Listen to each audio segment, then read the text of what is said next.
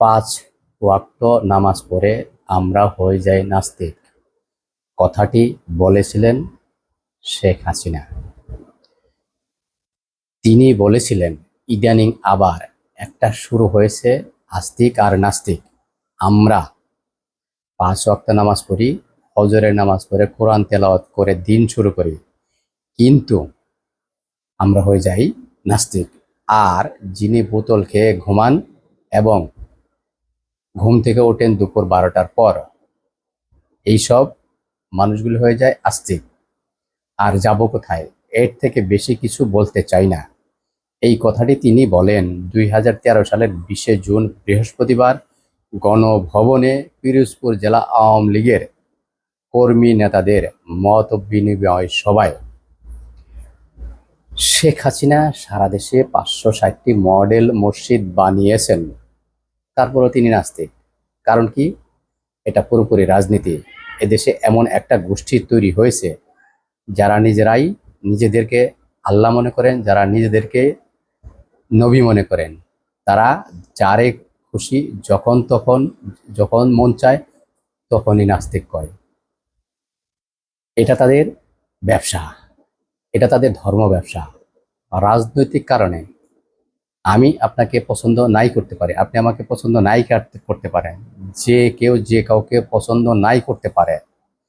তাই বলে আপনি যাকে তাকে যখন তখন মন চাইবে নাস্তিক বলবেন, এটা দুনিয়ার কোন ধর্মে, কোন গ্রন্থে, কোন হাদিসে আছে?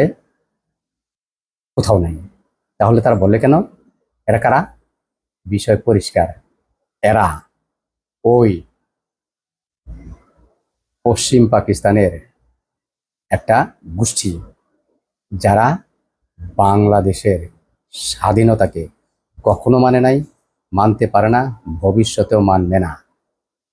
যারা পছন্দ করে না, তারা বিভিন্ন সময়ে শেখ হাসিনাকে অন্তত 21 বার খুন করার চেষ্টা করেছে।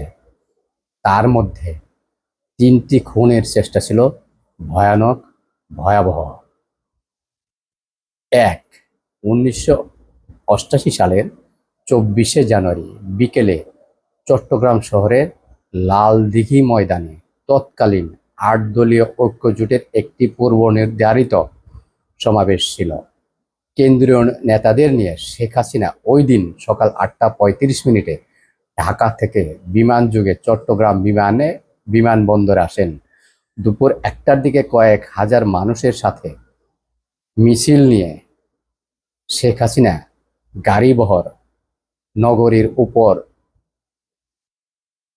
কোতোয়ালি থানার কাছে পুরাতন বাংলাদেশ ব্যাংক ভবনের সামনে সড়ক অতিক্রমকালে পুলিশ নিরস্ত্র সাধারণ মানুষের উপর ইতিহাসের এই নৃশংসতম হামলার ঘটনা ঘটায়। এই হামলায় পুলিশের গুলিতে 24 জন তাৎক্ষণিক নিহত হয়, আহত হয় 200 জনের বেশি। এটি রাজনৈতিক প্রতিপক্ষের উপর হামলার একটি কলঙ্কজনক ইতিহাস বাংলাদেশের ইতিহাসে। কিন্তু এই ম্যাসিভ হামলা থেকে শেখ হাসিনা আল্লাহর অশেষ রহমতে বেঁচে যান। আপনারা জানেন, দ্বিতীয় নৃশংসতম হামলাটি ছিল 2004 সালের 21শে আগস্ট বঙ্গবন্ধু এভিনিউতে আওয়ামী লীগ আয়োজিত সন্ত্রাস বিরোধী সমাবেশে গ্রেনেড হামলায় ঘটনাস্থলে 24 জন নিহত হয়েছিল এবং 500 জনের বেশি আহত হয়েছিল। আল্লাহর অশেষ রহমতে সেই হামলায় শেখ হাসিনা বেঁচে যান, কিন্তু সেই হামলায় তিনি কিছুটা আহত হয়েছিলেন, আপনারা সবাই জানেন। সর্বশেষ যে ঘটনাটি ঘটেছে সেটি হচ্ছে 2024 সালের 5ই আগস্ট। সেই খুনের পরিকল্পনা ছিল আরো ভয়ঙ্করতম। শেখ হাসিনাকে খুন করার জন্য 5টি নয় 6টি ভয়াবহ পরিকল্পনা করা হয়েছিল। সেই খুনের পরিকল্পনা থেকেও বেঁচে গেছেন শেখ হাসিনা।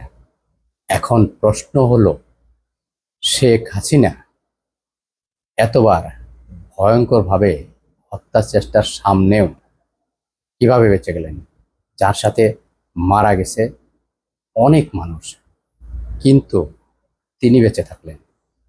তিনি কি এমনি এমনি বেঁচে গেছেন? উত্তর, সহজ উত্তর হলো না। কারো না কারো উছিলায় স্বয়ং আল্লাহর অশেষ কুদরতি শক্তিতে, আল্লাহর রহমতের চাদরে করে আবৃত করে শেখ হাসিনাকে বাঁচিয়ে রেখেছেন। শেখ হাসিনা এখনো বেঁচে আছেন দেশের মানুষের জন্য কাজ করতে, দেশের মানুষের সেবা করতে। অতএব শেখ হাসিনাকে আল্লাহর বানানো একজন অলি, আউলিয়া, আল্লাহ, যা আল্লাহ নিজে বানিয়েছেন। তিনি বিভিন্ন সময়ে, আল্লাহ বিভিন্ন সময় শেখ হাসিনাকে এই সমস্ত আপদ বিপদ থেকে রক্ষা করেছেন।